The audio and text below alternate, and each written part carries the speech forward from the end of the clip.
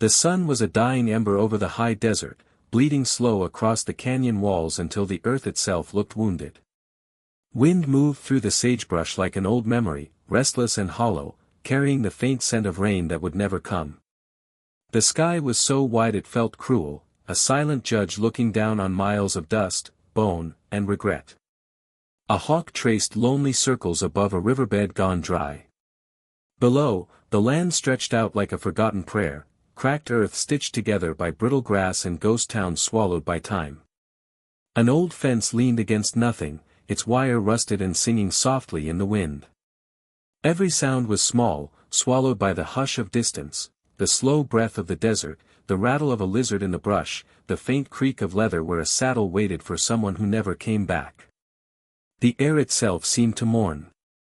Even the wind carried sorrow, whispering through canyon cuts where voices once echoed, laughter, gunfire, hymns from lost travelers.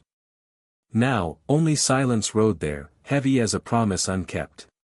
Far off, a horse moved slow along the ridge, dark against the light, one rider, bent and quiet, part of the landscape rather than apart from it.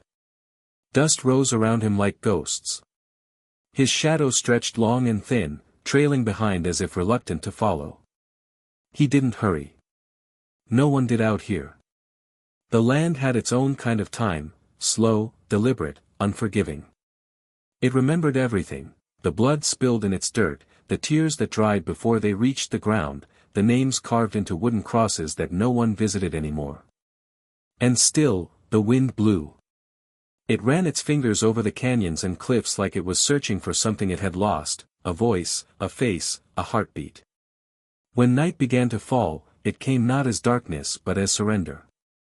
The sun sank behind the mesas, setting the sky on fire, orange to red, red to violet, violet to black. Stars crept out like old secrets. The first coyote cried somewhere in the distance, a sound so lonely it could break the heart of heaven itself. And through it all, the canyon waited, patient, ancient, and hollow. Somewhere within its ribs, beneath the whispering stone and the breath of dust, something stirred. Not a storm, not an animal, something human.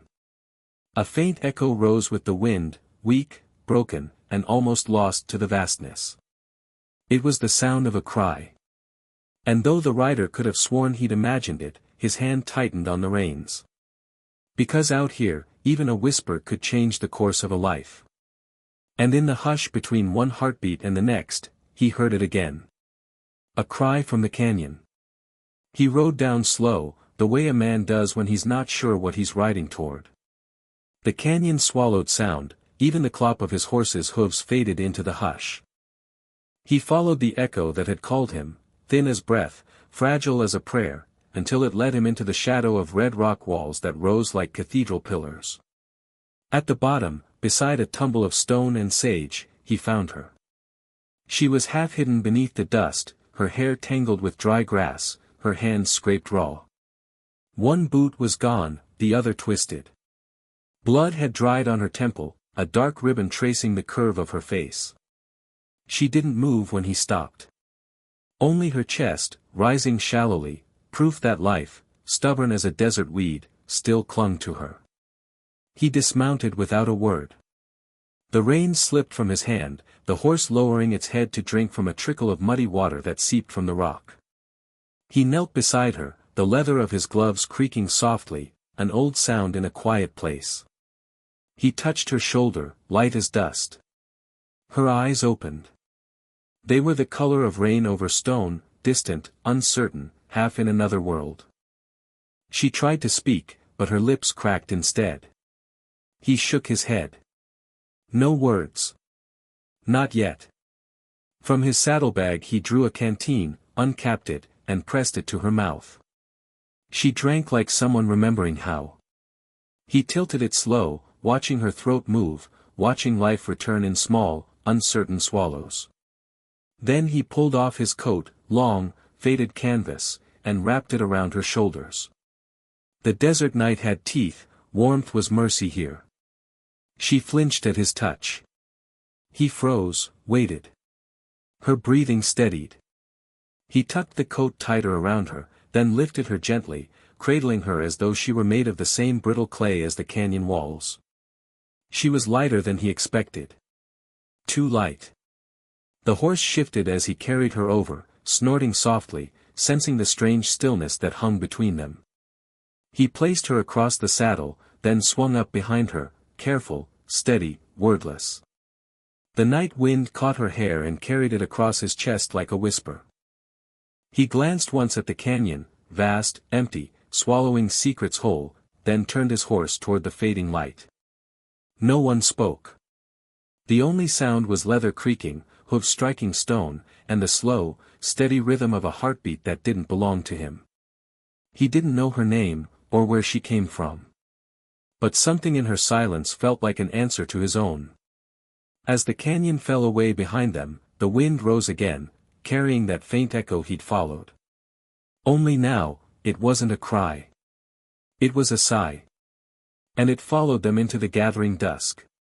The cabin sat at the edge of the world, a single roof against a sky that never ended. Wind slipped through the gaps in the wood, and the smell of smoke lived in every board. It wasn't much, but it held out the cold, and that was enough for now. He carried her inside the first night and laid her on a cot near the fire. She didn't speak. Just watched him with those rain-colored eyes while he set water to boil and tore an old shirt into bandages. The kettle hissed like a serpent in the silence. When he cleaned the wound on her head, she turned away, more pride than pain. He said nothing. Just kept his movement steady, slow, respectful. The kind of touch a man gives to something he's afraid to break. By morning, the fire had sunk to embers. He stoked it back to life, the light catching the dust in the air like gold. She was awake, sitting upright, his coat still around her. She tried to stand, failed, then met his gaze, wary, measuring. He nodded once and placed a tin cup in her hands. Coffee, thin and bitter, but warm. That was the beginning. Days blurred together in the hush of survival. He chopped wood outside while she mended what she could, small things, a frayed sleeve, a cracked pot sealed with cloth and pitch. Sometimes she hummed under her breath, not quite a song, more like the sound of someone remembering they once knew one. At night, the firelight painted the walls with the slow dance of flame. He'd hand her a bowl of stew, their fingers brushing, once, twice, each time a little longer before either pulled away. No words. Just that quiet exchange, a language older than speech. He built a chair one afternoon, plain pine, rough-edged, while she watched from the doorway. His hands moved sure and strong, the hammer's rhythm steady as a heartbeat. When he finished, he slid it toward her without looking up.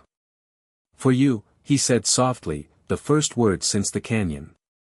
She didn't answer, just ran her hand over the smooth wood, tracing the grain like it was something sacred. Then she sat, the chair creaking softly beneath her, a sound that, somehow, felt like peace. That night, when he lit the lantern, she reached out and steadied his hand. The flame flickered between them, caught in the glass, her reflection in his eyes, his in hers, two souls blurred together by the light. Outside, the wind moved through the grass, low and endless. Inside, the silence no longer felt like emptiness. It felt like rest. The storm came without warning, a wall of dust and thunder rolling across the desert like an old anger. He secured the shutters, drove the horse into the lean-to, and found her standing by the window, watching the sky turn the color of rusted blood. Lightning split the horizon, close enough to make the walls tremble. She didn't flinch. Just said softly, almost to herself, "I've seen skies like that before." He waited, but she didn't go on. So he stoked the fire, sat by it, and let the wind speak for them. When the rain finally fell, it came hard, pounding the roof, washing the dust away in angry sheets. She turned from the window then, and he saw it, the necklace she always kept hidden beneath his coat. A simple beaded strand, blue and white, worn smooth with time. She caught him looking, her hand moving instinctively to cover it. But then, slowly, she let it fall back against her skin. "It was my brother's," she said. He never made it back from the war. Said he'd follow the sun home. He nodded once, eyes on the fire. The flame reflected in the glassy beads, like tiny captured stars. After a while, he reached for a small tin box on the shelf. Inside lay a rusted sheriff's badge, dull, bent, edges blackened by fire. He turned it over in his palm, the way a man turns over a sin. "Used to wear this," he said. "Lost a town because I trusted the wrong man. Lost her, too. That was all. No names, no dates. Just the sound of rain against the roof, and the fire cracking like old bones." She moved closer, drawn by something neither could name. Her eyes found the faint scar that ran down his wrist, a narrow, pale reminder of something once deep. "How long ago?" she asked. He didn't answer. Didn't need to. The silence said it for him.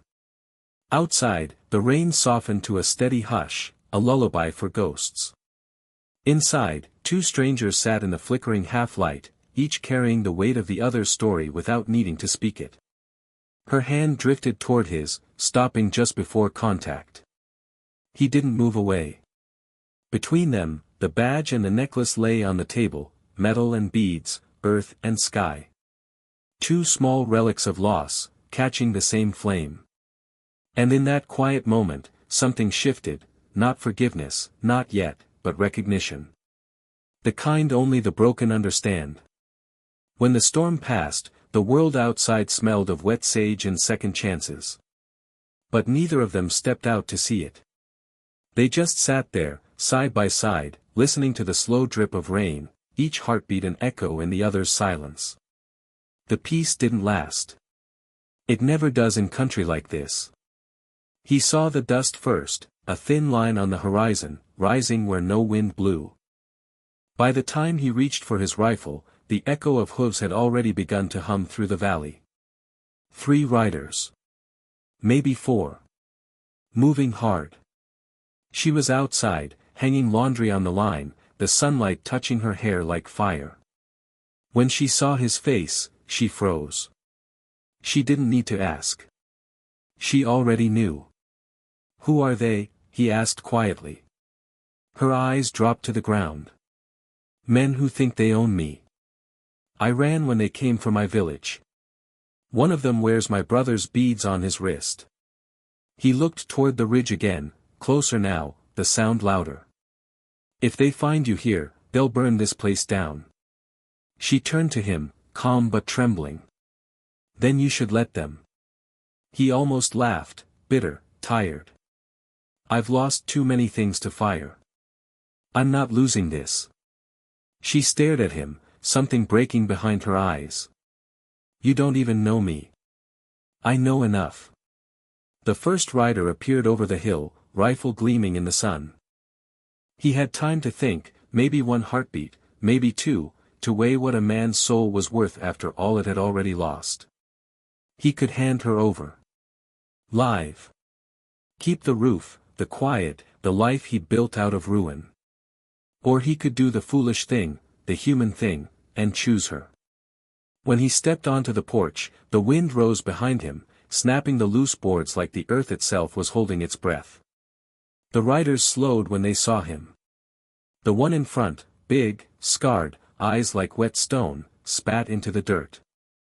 "We're looking for a woman," he said. "You seen anyone pass this way?"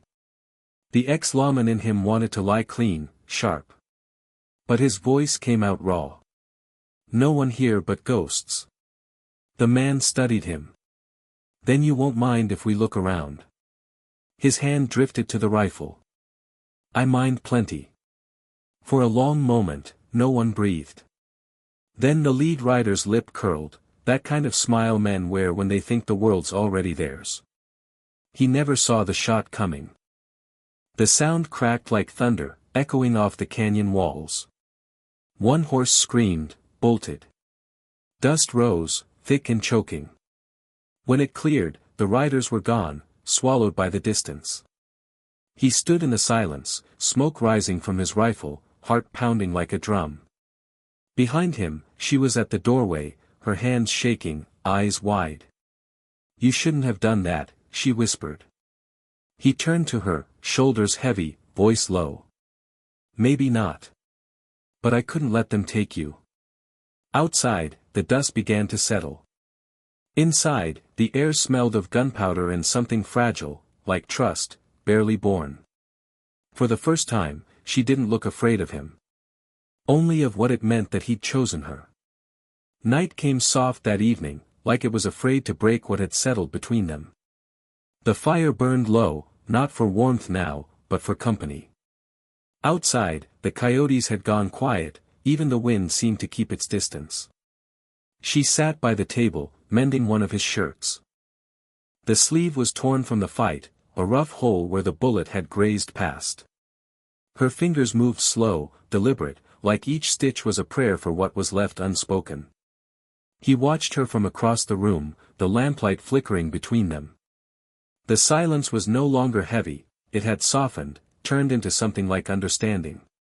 When she finished, she set the shirt down gently, smoothing the fabric with her hand. "You should rest," she said. He nodded, but didn't move. "You fixed it. I owed you that much." He stepped closer. "You don't owe me anything." Her eyes lifted, steady, searching. "Then why did you stay?" He thought about it. About the days since the canyon, the quiet nights, the storm, the gunfire, the way her laughter, rare and small, had started to sound like life again. He could have said 100 things. But the truth didn't need words. Instead, he reached into his pocket and drew out something small, a single white bead, smooth and round, taken from the dirt where the riders had fallen. He'd polished it clean.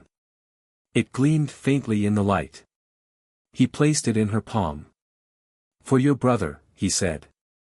He made it home, after all. Her fingers closed around it, trembling. For a long time, she said nothing. Then she reached out and touched his face, a soft, uncertain gesture, like she was learning the shape of something she never expected to find again. He turned his head slightly, just enough for his cheek to rest against her hand. It wasn't a kiss, or even a promise, just two people remembering how to feel human again. The lantern hissed as the oil burned low. She leaned her forehead to his, eyes closed. "You don't have to be alone anymore," she whispered. Outside, the night stretched endless and still. But inside, beneath that fragile roof, the world felt small, just the warmth of the fire, the rhythm of shared breath, and the quiet sound of healing. When he finally spoke, it was barely above a whisper. "Neither do you." The flame dipped, caught, and rose again, steady this time. And for the first time in years, neither of them looked away. Morning rose slow over the canyon, gold spilling across the rim like mercy. The land that once looked hollow now breathed again, washed clean by rain, by fire, by forgiveness. Smoke rose from the cabin chimney, thin and blue, curling into the pale sky like a prayer that finally found its way. He stepped outside, hat in hand, the sunlight catching the edges of his worn coat. The air was cool, sweet with sage and ash. Behind him, she moved softly through the doorway, her shadow falling beside his. For the first time, it didn't look lonely. The horse pawed the dirt, restless, eager for the trail. But the man didn't move. He stood still, looking out toward the canyon that had once swallowed his silence and given something back, something alive. In her hand, the necklace hung whole again, her brother's beads and the white one he'd found among the dust, strung together into a circle. She lifted it to the light, and it caught the sun, scattering it across the ground in small, trembling stars. The wind came gentle this time, brushing against them both, no longer empty, no longer cold. It carried with it the faint scent of smoke and something sweeter, something new. He looked at her, and she met his gaze, no words, no promises, just the quiet knowing of two people who had already chosen each other long before they realized it. Down in the canyon, the river began to flow again, thin, silver, alive. And when the wind moved through the sage one last time, it didn't sound like sorrow anymore. It sounded like laughter.